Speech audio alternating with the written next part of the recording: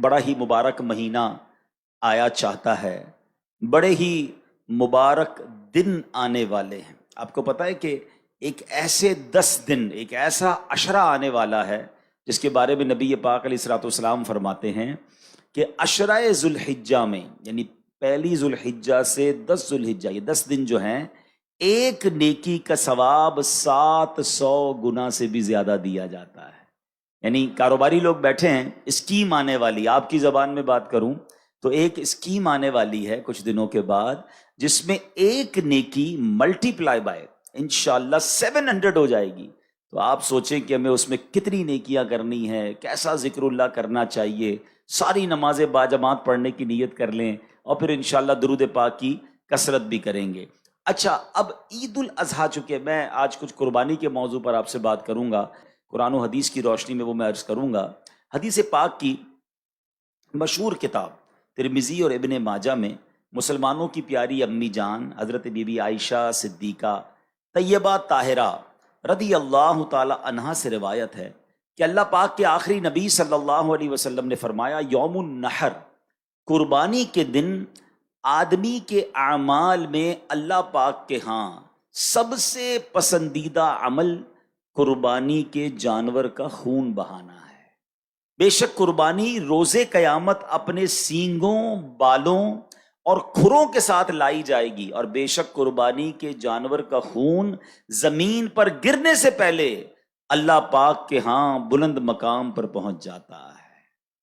نشانی ہے وفا کی اور ایک نعمت ہے قربانی، نشانی ہے وفا کی اور ایک نعمت ہے قربانی، خدا کے دوست ابراہیم کی سنت ہے قربانی۔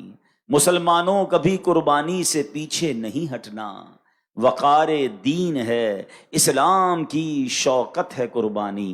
تو اے میرے پیارے اسلامی بھائیوں، سیکھنے کو کیا ملا کہ اللہ کے نزدیک بقرہ عید والے دن سب سے افضل نیکی کون سی ہے؟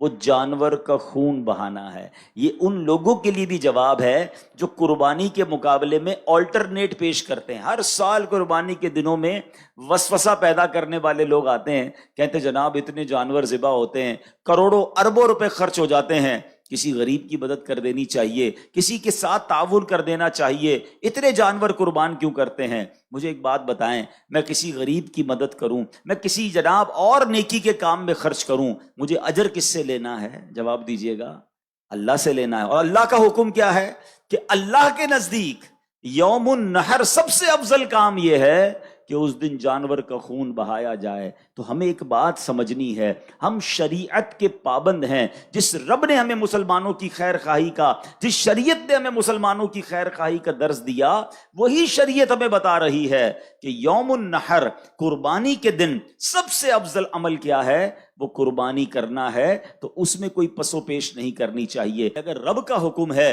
شریعت کا حکم ہے، تو جناب اب قربانی ہی کرنی ہے، اس کا کوئی اور آلٹرنیٹ نہیں ہو سکتا۔ اور آپ نے آج حدیث بھی سن لی کہ اللہ کے نزدیک یوم النحر یعنی قربانی والے دن سب سے افضل اگر کوئی عمل ہے تو وہ جانور کا خون بہانا ہے۔ اور سبحان اللہ، یہ جانور تو قیامت کے دن اپنے بالوں کے ساتھ، اپنے کھروں کے ساتھ، اپنے سینگوں کے ساتھ یہ پورا جانور قیامت کے دن لایا جائے گا۔ تو اب یہاں یہ بھی غور کر لینا چاہیے کہ اللہ نے جیسا مال دیا ہے نا، پھر ویسا جانور قربان کریں تاکہ اس کی بارگاہ میں وہ اس طریقے کا جانور ہمارے سامنے آئے۔ اب قرآن مجید کیا فرماتا ہے؟ یہ بڑی کمال کی آیت ہے، اور یہ ویسے تو تمام چیزوں کے لیے ہے مگر قربانی کے لیے خاص۔ اللہ فرماتا ہے لن ینال اللہ لحومها ولا دماؤها ولکن ینالہ التقوی منکم۔ سبحان اللہ، آسان ترجمہ قرآن کنز العرفان، اللہ کے ہاں ہرگز نہ ان کے گوشت پہنچتے ہیں اور نہ ان کے خون، البتہ تمہاری طرف سے پرہیزگاری اس کی بارگاہ تک پہنچتی ہے۔ سبحان اللہ، تو پتہ یہ چلا اللہ کی بارگاہ میں قربانی کا گوشت اور خون نہیں پہنچتا۔ پہلے کیا ہوتا تھا؟ پہلے کے زمانے میں تفسیر صراط الجنان میں ہے کہ جب زمانہ جاہلیت کا دور تھا تو غیر مسلم اپنی قربانی کے خون سے کعبہ کی دیواریں رنگتے تھے، معاذ اللہ، کعبہ شریف کی دیواروں کو خون سے آلودہ کرتے تھے، سمجھتے تھے کہ یہ کرنے سے اللہ پاک کا قرب ملے گا۔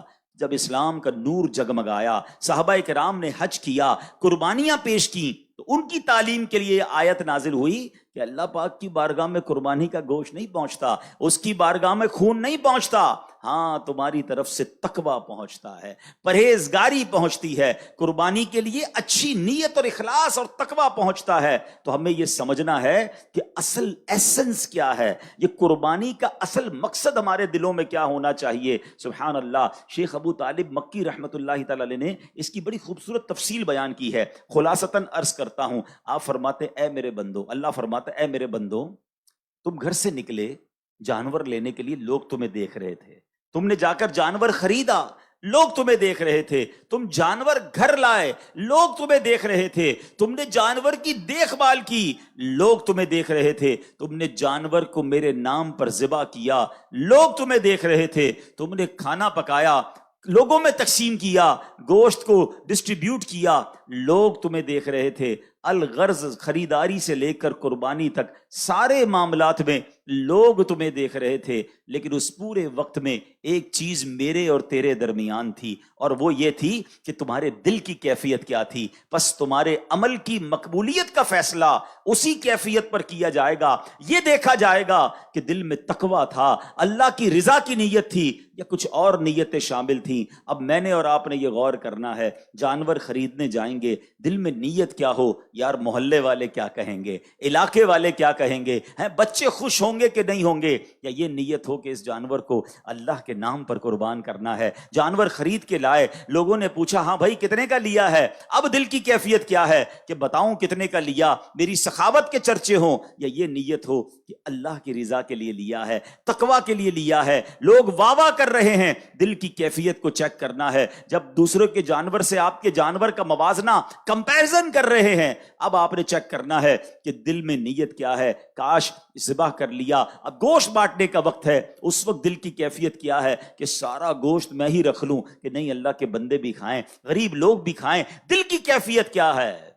تو پتہ یہ چلا کہ یہ سارا فلسفہ ہی کیفیت دل کا ہے، اخلاص ہے کہ نہیں، تقویٰ ہے کہ نہیں۔ دوبارہ یہ آیت کا ترجمہ سنیں کہ اللہ نے کیا فرمایا، اللہ کے ہاں ہرگز نہ ان کے گوشت پہنچتے ہیں نہ ان کے خون، البتہ تمہاری طرف سے پرہیزگاری اس کی بارگاہ تک پہنچتی ہے۔ تو یہ بات ہمیں سمجھنی ہے۔ ایک اور حدیث پاک سے قربانی کے دن، قربانی کا جانور قربان کرتے وقت دل کی کیفیت میں ایک اور اضافہ کرنا ہے۔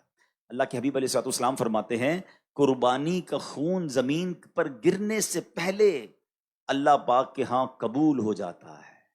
فرمایا فطیبوا بہا نفسن، پس خوش دلی کے ساتھ قربانی کیا کرو۔ یہ دس از دا کنڈیشن۔ پہلی کنڈیشن کیا تھی؟ تقویٰ ہوگا، اللہ کی بارگاہ میں کیا پہنچے گا؟ تقویٰ۔ اور اب آپ چاہتے قربانی مقبول ہو جائے، قطرہ پہلا گرنے سے پہلے ہی مقبول ہو جائے، تو وہ کیا ہے؟ خوش دلی۔ اب کچھ لوگ کیا کرتے ہیں، ارے بھائی پھر قربانی کے دن آ گئے، پھر پیسے خرچ کرنے پڑیں گے، ہیں اتنے مال تو ہے کہ قربانی معاف نہیں ہے، خاندان والوں کو بھی تو دکھانا ہے، قربانی پچھلی بار 4 بکرے لایا تھا، اس بار 3 لاؤں گا، پھر بھی لوگ باتیں بنائیں گے، جانور تگڑا لایا تھا، اس بار بھی اس سے اچھا لانا پڑے گا۔ یعنی اب یہاں پر بوجھ سمجھ کر قربانی کی جا رہی ہے، فارمیلٹی کے لیے قربانی کی جا رہی ہے، نہیں، خوش دلی کے ساتھ۔ اے اللہ تیری مہربانی، تو نے اس قابل بنایا، تیرا کرم کہ تو نے اس قابل بنایا، پھر مجھے ثواب کمانے کا موقع دیا۔ روایتوں میں آتا ہے کہ قربانی کے جانور کے ہر بال کے بدلے میں قربانی کرنے والے کو ایک نیکی ملتی ہے۔ کتنے بال ہوتے بکرے کے اوپر، بکری کے اوپر یا گائے کے اوپر؟ لاکھوں لاکھ نیکیاں، یا اللہ تو نے مجھے کمانے کا موقع دیا۔ سبحان اللہ، قربانی ہوتے ہی قربانی کرنے والے کے گناہ معاف ہو جاتے ہیں، یا اللہ تو نے پھر مجھے گناہ معاف کرنے کا موقع دیا۔ بلکہ سچی بات تو یہ ہے، بندہ یہ بھی سجدہ شکر ادا کرے کہ اللہ تیری مہربانی، جانور ذبح کرنے کا حکم دیا، حضرت ابراہیم کو تو بیٹا ذبح کرنے کا حکم دیا تھا، اے اللہ تو نے کتنی آسانی کر دی کہ ہم جانور قربان کر رہے ہیں، اس کا گوشت بھی خود کھا رہے ہیں، اور ہماری قربانی بھی قبول ہو رہی ہے، ہمیں اجر بھی مل رہا ہے۔ ان جذبات کے ساتھ قربانی ہونی چاہیے۔ اور میں آپ کو ایک اور بات بتاؤں، یہ صرف قربانی میں نہیں، وین ایور، کبھی بھی زندگی میں آپ کوئی بھی نیکی کریں نا، دل میں خوشی ہونی چاہیے۔ نماز پڑھ رہے ہیں، بڑا مزہ ہے، روزہ آ گیا، رمضان آ گئے، انجوائے کریں، زکوٰۃ کا ٹائم آ گیا، سجدہ شکر ادا کریں، اے اللہ تیری مہربانی، زکوٰۃ دینے والا بنایا، مانگنے والا نہیں بنایا۔ مگر ادھر ایسے بھی لوگ ہوتے ہیں، رمضان آئے تو ٹینشن، ارے باپ رے باپ پھر روزے رکھنے پڑیں گے، ایک سال گزر گیا، ارے باپ رے باپ پھر زکوٰۃ دینی پڑے گی، اللہ اکبر، پھر جناب لمبی لمبی تراویحاں پڑھنی پڑیں گی۔ ارے توبہ کرو، اللہ نے پیر سلامت دیے ہیں جبھی تو تراویح پڑھو گے نا، اللہ نے مال دیا جبھی تو زکوٰۃ دو گے، اللہ نے مال دیا جبھی تو حج کو جا رہے ہو۔ ارے عبادتوں میں تو انجوائے کیا کرو، اور جو عبادت خوش دلی کے ساتھ ہوتی ہے نا، اس کا اجر، اس کا ثواب، اس کی برکت ہی کچھ اور ہوتی ہے ہمیشہ۔ اب اس قربانی میں بھی آپ نے بہترین جانور کرنا ہے، مگر اچھی نیت کے ساتھ اور خوش دلی کے ساتھ کرنا ہے۔ اللہ اکبر۔ اب سنو نا، خوش دلی کس کو کہتے ہیں؟ اللہ حضرت ابراہیم اور حضرت اسماعیل کی اس قربانی کا کوئی ذرہ نصیب فرما دے۔ حضرت ابراہیم نے جب خواب دیکھا تھا نا، آپ کو تو حکم دیا گیا تھا بیٹا ذبح کریں، اپنے بیٹے کو لے کے جا رہے ہیں مینا کی طرف۔ کمال یہ ہے کہ بیٹے سے چھپ کر قربانی نہیں کی، بیٹے کو بتا دیا۔ آپ نے کہا یا بنی انی ارا فی المنام انی اذبحک فانظر ماذا تری، کہتے ہیں اے میرے بیٹے، میں نے خواب میں دیکھا کہ میں تجھے ذبح کر رہا ہوں، اب تو دیکھ تیری کیا رائے ہے۔ اللہ اکبر۔ 7-8 سال کے بچے سے پوچھا جا رہا ہے کہ مجھے حکم ملا ہے کہ تجھے ذبح کرنا ہے، اب تیری کیا رائے ہے؟ مگر وہ کیسی عظیم ہستی ہیں، ذبیح اللہ ہیں۔ حضرت ابراہیم نے جب یہ کہا تو بیٹے کے جسم پر جو ہے نا چہرے پہ چمک آ گئی، چہرہ کھل اٹھا، جسم پر کپ کپی طاری ہو گئی۔ حضرت ابراہیم پوچھتے ہیں اے بیٹے یہ معاملہ کیا ہے، تیرا چہرہ کھل کھلا رہا ہے، تیرے جسم پر کپ کپی آ رہی ہے۔ شہزادے کیا کہتے ہیں؟ کہتے ہیں ابو جان میں قربان ہو جاؤں کہ میں اپنے رب کے حضور حاضر ہو جاؤں گا، اس فانی دنیا سے نکل کر میں جنت میں پہنچ جاؤں گا۔ اللہ پاک نے اگر میرے لیے حکم دیا ہے تو اس کا مطلب وہ رب کریم مجھ سے راضی ہے۔ بے شک رب نے جو اپنے پاس نعمتیں تیار کر رکھی ہیں وہ اس دنیا اور جو کچھ اس میں ہے اس سے تو بڑا بہتر ہے۔ سبحان اللہ، میں کتنا خوش نصیب ہوں کہ مجھے اس قربانی کے لیے قبول فرما لیا گیا۔ ادھر پیسے سے قربانی میں جان جا رہی ہے، ادھر جس کی جان جانی ہے وہ خوشی سے جھوم رہا ہے۔ فرق تو دیکھو نا کہ اللہ کی بارگاہ میں قربانی کرنے والے نے کیسی قربانی کی۔ سبحان اللہ۔ شاعر کہتے ہیں عید قرباں جذبہ ایثار کا اظہار ہے، عید قرباں جذبہ ایثار کا اظہار ہے، یہ اطاعت کا خلیل اللہ کی معیار ہے یہ تسلیم و رضا کی ایک لافانی مثال، جان دینے کے لیے فرزند بھی تیار ہے، باپ کا حسن عمل بیٹے کا ذوق اتباع اس مثالی داستاں کا مرکزی کردار ہے۔ بزرگوں نے جب یہ واقعات پڑھے نا، انہوں نے پتہ کیا کیا؟ اب ہمیں تو حکم نہیں ہے بیٹا ذبح کرنے کا، مگر شیخ احمد بن یحییٰ دمشقی رحمت اللہ تعالی ایک بڑے نیک بزرگ ہیں، دمشق میں موجود تھے، دمشق کے رہنے والے ہیں۔ کہتے ہیں ایک روز اپنے والدین کے ساتھ میں بیٹھا تھا، والد صاحب قرآن پڑھ رہے تھے، والدہ بھی ساتھ بیٹھی تھی۔ دوران تلاوت ہی حضرت ابراہیم اور حضرت اسماعیل کا واقعہ آ گیا۔ انہوں نے قرآن کریم سے یہ واقعہ پڑھ کر گھر والوں کو سنایا کہ دیکھو کیسے قربانی ہوئی تھی، حضرت ابراہیم نے اپنا بیٹا ذبح کرنے کے لیے گئے اور یہ واقعہ ہوا۔ اللہ اکبر۔ تو ان کی والدہ نے یہ واقعہ سنا، کہتی ہیں بیٹا کیسے عظیم لوگ ہیں کہ باپ نے بیٹے کو قربان کر دیا، میرے بھی تو تم ایک ہی بیٹے ہو، میں تمہیں قربان تو نہیں کرتی، ذبح کرنے کا تو حکم نہیں ہے، جا میرے بیٹے میں تجھے اللہ کے نام پر وقف کرتی ہوں، جا اور اللہ کی عبادت کر، دین کا کام کر۔ حضرت شیخ احمد کہتے ہیں میں گھر سے چلا گیا، مکہ مکرمہ پہنچا، کعبہ شریف کے قریب رہ کر عبادتوں میں دل لگاتا رہا، نیکیوں میں مصروف رہا۔ کئی سالوں بعد والدین کی یاد آئی، کہتے واپس دمشق آیا، دروازہ کھٹکھٹایا، اندر سے ماں نے پوچھا کون ہے؟ کہتے احمد ہوں۔ ماں کہتی میرا ایک ہی بیٹا تھا، وہ میں نے اللہ کے نام پر وقف کر دیا ہے، اے بیٹا واپس جا، اللہ کی عبادت کر، دین کی خدمت کر، اب ہماری ملاقات قیامت کے دن ہوگی۔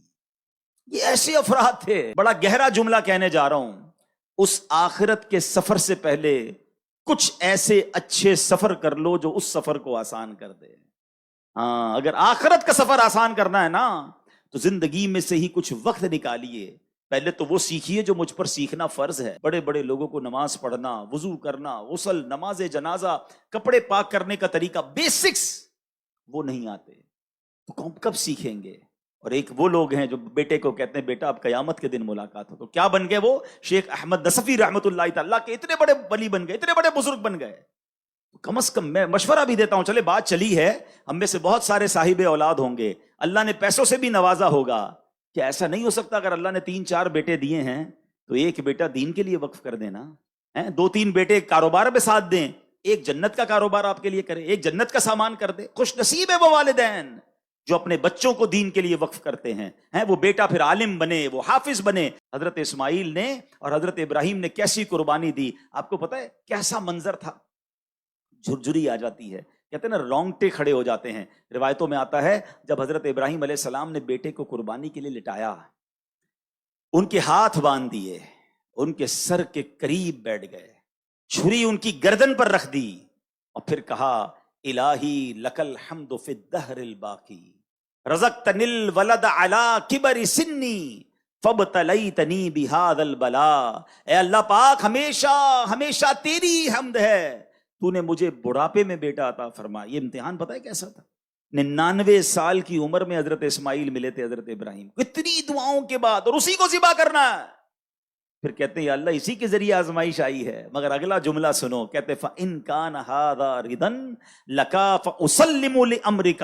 اے اللہ اگر تیری رضا اسی میں ہے تو میں تیری رضا کی خاطر تیرے حکم کے سامنے سر جھکاتا. اگر تو اسی پر راضی ہے تو اے اللہ میں بھی راضی ہوں. کتابوں میں لکھا جب حضرت ابراہیم نے یہ کہا نا تو فرشتے بھی رونے لگے. روتے روتے اللہ کی بارگاہ میں عرض کرتے ہیں مولا تیرے نبی ہیں، ایک لیٹا ہوا ہے، ایک ذبح کرنے ہے، اے اللہ تیری رضا کی خاطر ذبح کرنے کو تیار ہیں. پھر اللہ کریم نے سبحان اللہ حضرت اسماعیل کے فدیے میں جنتی مینڈا بھیجا. کاش یہ جذبہ کا کچھ ذرہ نصیب ہو جائے. اے اللہ میں تیری رضا میں راضی. جملہ کتنا پیارا ہے. ہم پتہ کیا کرتے ہیں؟ اللہ سے بھی کاروبار کر رہے ہوتے ہیں، شرطیں لگا رہے ہوتے ہیں، اللہ یہ بھی دے دے، یہ بھی دے دے، یہ بلا دور کر دے، بس ہمارے پسند کا حال ہم کو دے دے. جو عارفین ہوتے ہیں نا، جو اللہ کے مقرب ہوتے ہیں، اللہ سے یہ نہیں کہتے اللہ وہ حال دے دے جس میں میں خوش ہوں.